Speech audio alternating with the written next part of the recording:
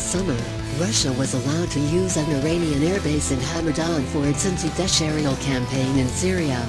Later, Tehran said that Iranian authorities could also allow Russia to use the Hamadan base in the future if the situation in the region demanded it.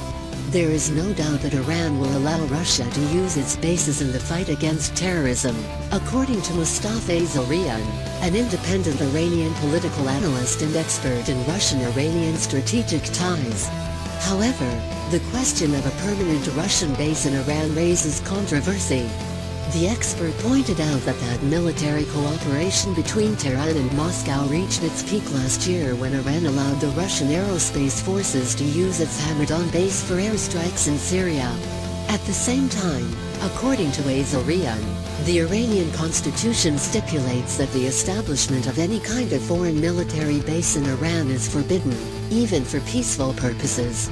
However, if there is a matter concerning Tehran's national security, the Supreme National Security Council may allow Russia to use Iranian military bases, Azarian added.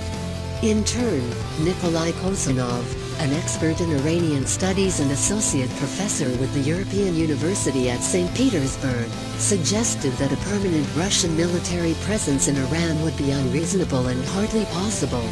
Commenting on the use of Iranian bases, the expert highlighted two important considerations. First, Iran confirmed that it is ready to allow Russia to use the Hamadan base if necessary. At the same time, this agreement is temporary and relates to the situation in Syria, he said. As for a permanent military presence, such a scenario is hardly possible. Kosanov echoed Azarian, emphasizing that the Iranian constitution prohibits the deployment of a foreign military force in the country.